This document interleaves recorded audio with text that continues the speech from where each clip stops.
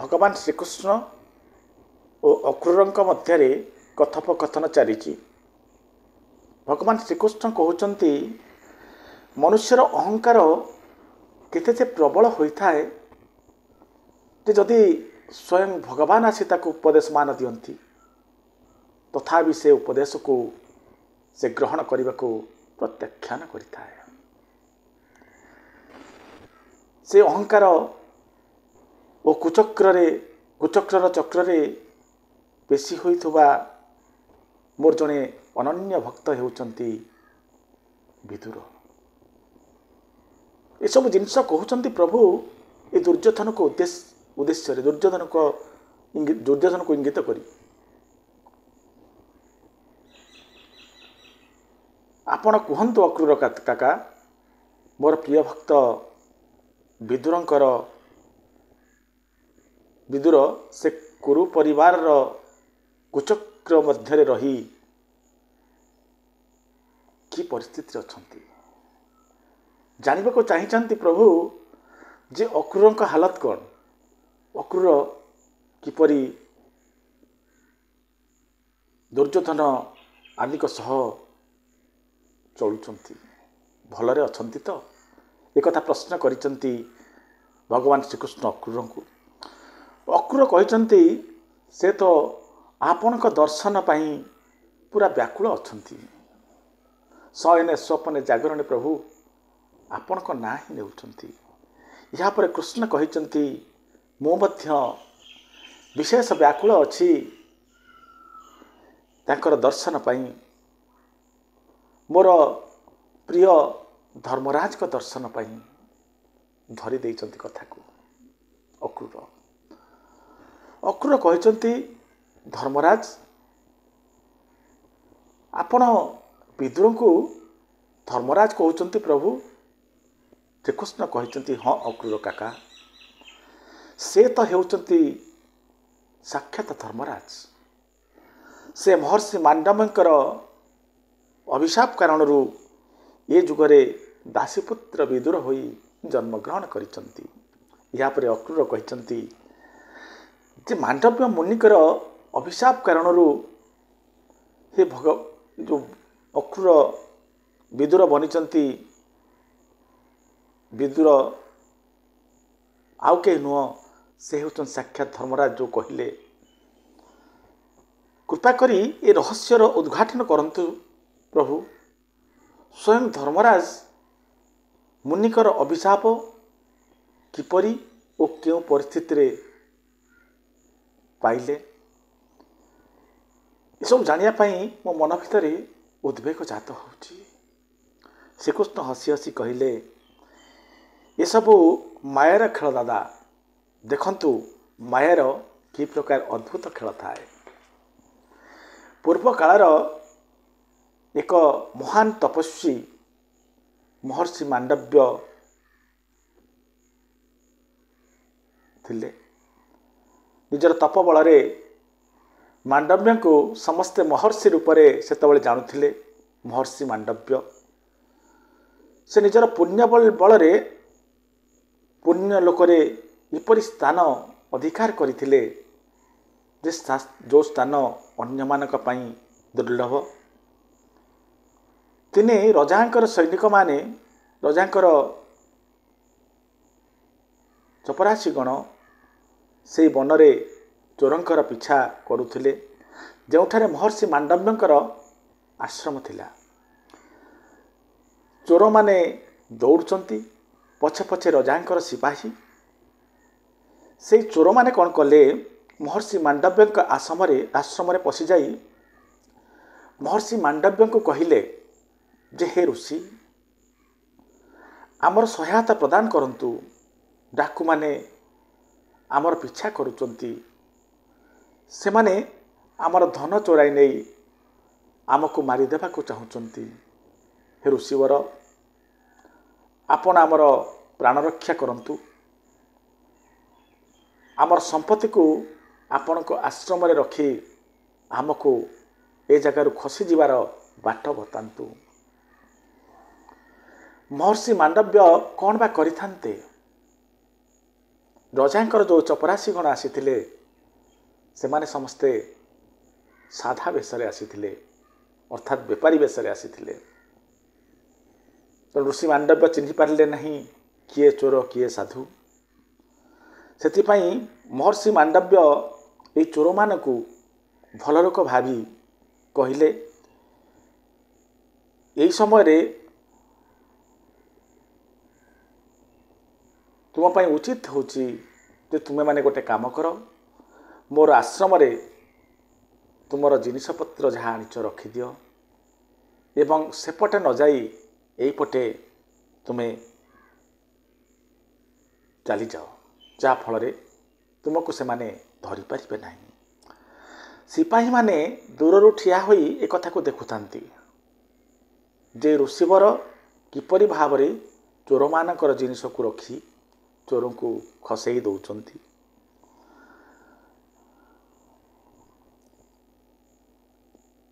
सबु जिनस देखला परे ए सिपाही गण मने मने चिंता कले आलोचना कले परस्पर मध्यरे ये हेउची चोरंकर सरदार ये ही एमानकु पाखरे रखी निजर एक दल गढ़ी चोरी कराउछि। चोरी धन एठारे ही महजूद रहुछि एवं ये चंचकता करी ए चोर मानकु खसैबार ठिका नइछि। तेणु सिपाही माने सीधा आसी मांडव्य को धरी पचारिले तुमे से चोर को कुआड़े पठाइल चोरी धन केउठी रखिच। सेमाने या परे मांडव्य ऋषि प्रश्न करिसंती सेमाने चोर ना तुमे चोर। ये सिपाही माने कहिले आमे चोर नुहे आमे हेउचु रजांकर सिपाही आमे सेमान को धरिबा पई ए बेपारी बेसरे सेमानकर पिछा करुथुलु। बेटा बेटी होईगला जेतेबेले सेमानक सह सेमाने आमको बेपारी भावी आमठारु समस्त धन संपत्ति छड़ाई नेले। शेषरे जेतेबेले आमको मरणांतक आक्रमण करने को सेमाने लागिले आमे बाध्य होई अस्त्र शस्त्र बाहर कलु एवं जेतेबेले सेमाने जानिगले जे आमे अस्त्र शस्त्र सज्जित होई आसीअछु जीवन विकल रे सेमाने पलायन करने को लगिले। आमे सेई मानक पिछा करी करी आज आपणक पाखरे पहुँचीचु एवं जहाँ देखिया कथा देखिलु एवं जानिनेलु आपण हेउचंती ए चोर मानकर सरदार। या परे सिपाही गण एबे मांडव्य पुणी तर प्रश्न करिसंती जे बाबू एबे भी सुधा मो बुझी पारुनी प्रकृत सत्य कौन। या पर सिपाही गण कहिले एते भोला बनिबार किछि आवश्यक नहीं हे पाखंडी बाबा तुमे हेउचो से डाकू मानकर सरदार। मांडव्य कहले मो कथा को टिके सुनो। सिपाही माने कहले पाटी चुप कर आम सह आस जहाँ किसी तुमर कहिबार अछि आम रजांक पाखरे कहिबो आमे किछि सुनि पारिबु नाही। या परे महर्षि मांडव्य को धरी उपस्थित कराइले से राजांक पाखरे। रजा सिपाही गण को प्रश्न कले ये साधु को कहीं तुम नहीं कि आसछ ये तो साधु आंको तो प्रणाम करने कथा तुम एम असम्मान करी ये साधु को असम्मान करी मो राज दरबार रे आंको उपस्थित कहीं कर। या परे सिपाही गण कहिचंती महाराज ये साधु नुह ये बहुत ढोंगी खांडव बनर जंगल रे किछि डाकू दल ये किछि दिन हब सक्रिय अछंती से माने बहुत उत्पात करुचंती छमु बाट घाट रे जे गला ताठारु समस्त संपत्ति लुंठन करुचंती। खाली सेतिक नुहे महाराज आवश्यक पड़े से मानकर जीवन मध्य नहीं जाउचंती। एक कथा जानी पारी आमे समस्ते कौन कलु ना बेपारी बेसरे जंगल पथरे प्रवेश कलु एवं से डाकू माने आमको प्रकृत बेपारी भावी आम उपर को आक्रमण कले आमर समस्त जिनिसपत्र चोरी कर नेले यापर जो मरणांतक आक्रमण करने को लगिले आम बाध्य हो अस्त्रशस्त्र काढ़ू से पलायन करने आरंभ कले आम से पश्चाधावन कलु। एमती पश्चाधावन करू आम देखिलु जे से चोर मैंने ऋषि आश्रम भितर को पशुंट एवं ये ऋषि निजे कहते से चोर मानक जे तुम्हें तुम जिनपत्र को रखिदे यही बाट नुह यही बाटे चली जाओ आ बुझा को किसी बाकी रही महाराज आमे पशिलु एवं यही ऋषिंकर आश्रम चोरा जिनिस तक सब उद्धार कलु एवं आमे जानिपारिलु जे ये होचंदी चोरंकर सरदार जंगल मध्यरे आश्रम बनाई ये चोर मानकु साहाय्य करुछंती एवं चोरी जिनिस को ये निजे रखुछंती ये चोरी धन रे निजे मालेमाल होचंती। राजा पचारिचंती साधु को ये चोरी माल महात्मा कौन आपण आश्रम मिलला आश्रम थिला। महर्षि मांडव्य केबे मिछ कहती नहीं। महर्षि मांडव्य कहले थिला प्रभु। राजा पचारिचंती तुम्हें डाकू को पलायन रास्ता देखाईदेल। महर्षि मांडव्य कहले हाँ महाराज मु सेमान को पलायन रास्ता बताई हेले राजा कहते माल तुम आश्रम मिलला जिनपत्र सब तुम आश्रम थिला तुम्हें निजे मानुछ जे डाकू को तुम्हें ही पलायन रास्ता देखाइल एबे कहूच हेले प्रभु कौन आउ हेले। राजा पुणी चित्कार करी कहले जड़े लोक को जड़े मारिदेले चलिबो हेले आपण थरे चिंता करंतु मुनिवर लोकटी केते आशा भरोसा नहीं आपण पाखक आसुथिबो आपण को जड़े महर्षि भावी केते जे सम्मान करुथिबो लोकंकर आस्था लोकंकर भल पाइबा एवं लोकंकर विश्वास को तंटी चिपी जेहेतु आपण चोर मानक सहित संश्लिष्ट अच्छा बोली आपणकर आचरण उच्चारण कहूची से हे महर्षि आपण जिसे हूँ ना कहीं आपण को क्षमा दई होबा नहीं। आपण साधारण पाप करूना विराट पाप करुचंती कारण मनुष्य को मारिले जी पाप मनुष्यर विश्वास रे विष देले ताठार अधिका पाप होता है। अतः या शीघ्र नहीं नगर थिबा शुली रे चढ़ाई दिया जाऊ। यहाँ पर सिपाही गण धरिचंती महर्षि मांडव्य को एवं नहीं चली शुली दबा जगह को एवं शुली रे सीधा चढ़ाई देइचंती। गुड़ाए लोक ठिया ही देखुंट दृश्य ऋषि मांडव्य को चढ़ा जाऊँगी शुली रे शुली दबा को चेष्टा करिचंती शुली रे चढ़ाई अनेक समय बीती जाइए जितेबले महर्षि मांडव्यंकर किछि होई नाही सेतेबले डरी जाइछन्ते सिपाही गण।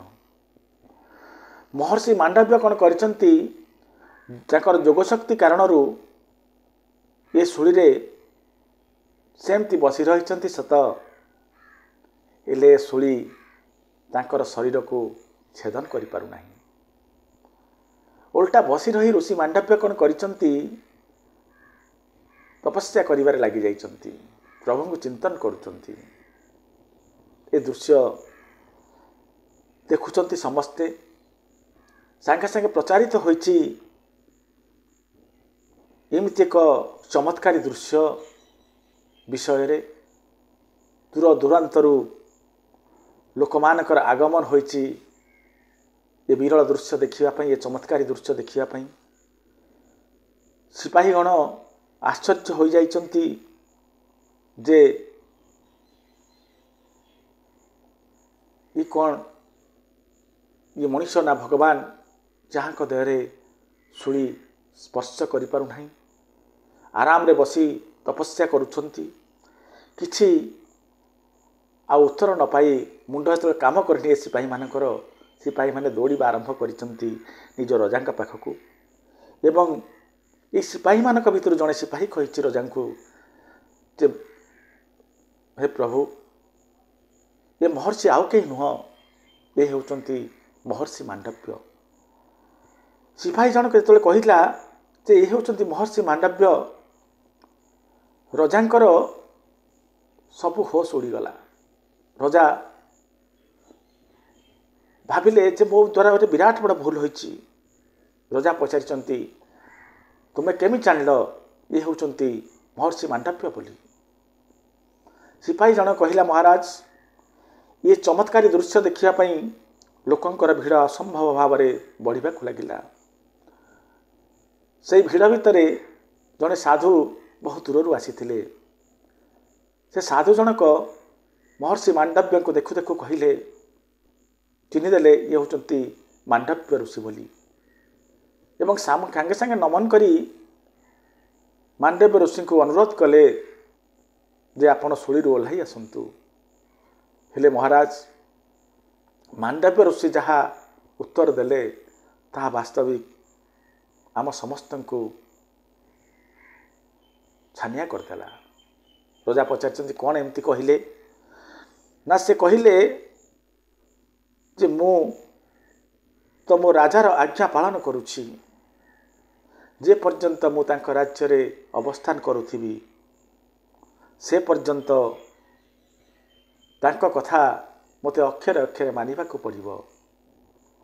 मो राजा आज्ञा देइचंती मते शूली रे बसिबाकू जे पर्यंत से राजा मते आदेश न देइचंती ओल्हाइबाकू मु ओल्हाइबी केमती।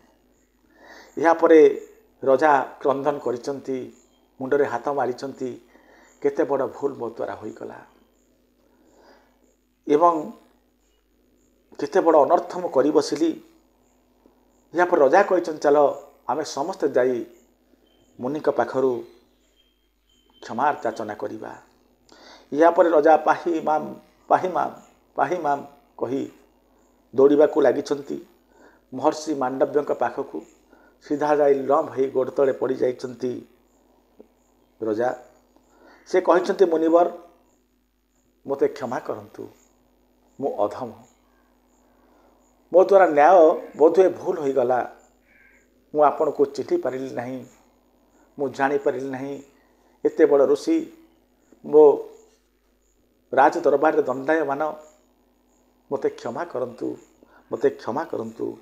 मु आपण को नचिनी बड़ भूल कर देछि। या परे आखि खोली मांडव्य मुनि देखिचंती जे राजा गोड़ तले पड़िछंती। राजा बारंबार क्षमा याचना करुछंती। राजा क्रंदन मध्य करुछंती। हेले महर्षि मांडव्य कहिले ना राजन मु तुमको कौनसी दंड दबाकू चाहू नहीं कहीं ना मु तुम पर रागी भी नहीं। तार कारण होउची कहीं ना एथिरे तुमर कौनसी दोष नहीं।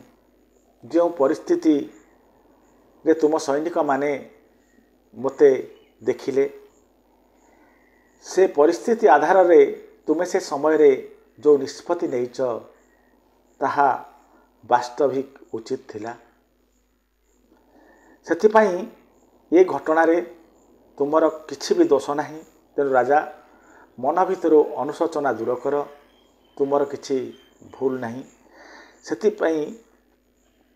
सेथिपाई दोष हेउची केवल ए विधिर दोष हेउची धर्मराज कर जहाँक आदेश रे काल से समय रे एपरी परिस्थिति तैयारी कला। एपरी काहींकी हैला मते प्रश्न तुमको नुह स्वयं धर्मराज को पचारिबा को पड़िबो। तांको मते जवाब देबा को पड़िबो जे केउ कारणरू मते दंड भोगिबा को पड़िला। हे राजन मु आपणकर विचार को सम्मान जणाई आपण देइथिबा दंड को ए पर्यंत सहुची। जदि आपण मते दंडमुक्त हबार आदेश दियंते मु एबे एठारु जाई धर्मराज को सहित धर्मराज को पचारती प्रश्न कौन पाई मो जीवन रे ए अघटन घटिला कहीं मु एते बड़ ऋषि होई मध्य ए दंड पाइली जार उत्तर मते दबाकू पड़िबो धर्मराज को। या परे राजा कहिचंती मते आउ लज्जित करंतु नहीं, आपण हेउचंती राजांकर राजा, आपण को आदेश दबाकू मु किए, तथापि मु आपण को दंड दे बहुत बड़ भूल करिछि। मु एबे एई मुहूर्त रे आपण को दंड मुक्त कली। जेमती कहिचंती सेई सुळे जो बसतिले मांडव्य ऋषि, से सुळे सीधा चलीचंती मांडव्य ऋषि धर्मराज को पाखकू। मांडव्य धर्मराज को सामने रे ठिया होई प्रश्न करिचंती जे मो जानतरे आज जाए मो कौनसी पाप करी नहीं, मो अजाणतरे एमिति मो द्वारा क्यों विराट पाप हो गला जहा द्वारा मते एते भीषण दंडरे दंडित करागला। जवाब दियो धर्मराज, मु तुमको प्रश्न करुच्ची। धर्मराज कहले, हे मुनिश्रेष्ठ, आपण बाल्यकाल रे प्रजापति मानक आनी तांकर पछपटे छुंची द्वारा आघात कराउथिले, छुंची प्रवेश कराउथिले। आपणकर सही कर्मर फल आपण को मिलला। यह शुणी मांडव्य ऋषि रागी जाई कहले, से समय कथा मने पकईचंती मांडव्य ऋषि एवं कहले, धर्मशास्त्र अनुसार जन्मरु 12 वर्ष पर्यंत पिलाटीए जहा किछि करे ताकू अधर्म माना जाए नहीं। कहीं बालक को से पर्यंत धर्म अधर्मर ज्ञान जना न थाए।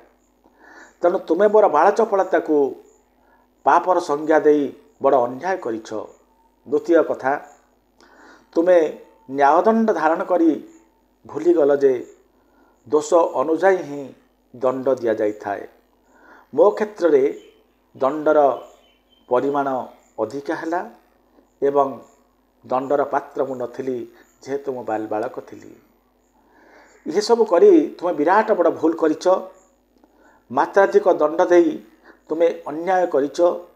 जे निजे न्यायमूर्ति होई अन्याय कर्म करे, अन्य प्रति अन्याय करे, से अक्षमणीय पाप करि थाए। तेणु हे धर्मराज, तेणु ये पापर फल तुमको भोगिबा को हेबो। तुमे प्रस्तुत हो जाओ ये पापर फल भोगिबा पाई। मु तुमको अभिशाप देउची, यही भूल कारणरू तुमे शूद्र मातांक गर्भरू मनुष्य जोनि रे जन्म ग्रहण करिवो, जेउठार तुमे अन्याय अत्याचार गणित कसी कसी थकी पड़िबो सिना उत्तर पाइब नहीं। धर्मर ध्वजा उड़ेबा को चेष्टा करुथुबो, समस्ते शुणुथिबे, हेले तुम कथा को कहीं गुरुत्व देउ नथिबे। से भली घड़ी संधि मुहूर्त रे घड़ी से भली एक परिस्थिति रे, विषम परिस्थिति रे तुमको बंचिबाको पड़िबो।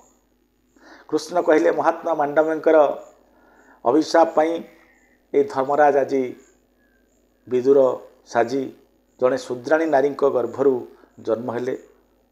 से मु आपण को कहूली, ये पृथ्वी छाड़िया पूर्वर तांकर ब्रह्मज्ञान जानी नवा दरकार। यहाँ पर अक्रूर पचारिछंती, एबे मु जानिली प्रभु आपण प्रति विदुरंक मनरे एते सम्मान कहीं। यहाँ पर श्रीकृष्ण हसिछंती। यहाँ पर अक्रूर पचारिछंती, प्रभु कौन विदुरंको तांकर पूर्वजन्म कथा जना अछि? श्रीकृष्ण कहले, ना, एबे तांकर शरीर प्रकृति बंधन रे बांधी होई रहिछि, जो कारणरू तांको निजर पूर्वजन्म विषय रे किछि जना नाही। हेले ए धरित्री छाड़िया पूर्वरू, ए धराधाम को छाड़िया पूर्वरू तांकर ब्रह्मज्ञान प्राप्ति होई सारिथिबो। आशा करछि दर्शक बंधु, धर्मराज कहीं विदुर होई जन्म हेले ए कथाटी निश्चित भाव में आपण माने जानी पारिथिबे। आगामी वीडियो रे पुन थरे देखा साक्षात हबो, आलोचना पर्यालोचना हबो। से पर्यंत रहुछि, नमस्कार।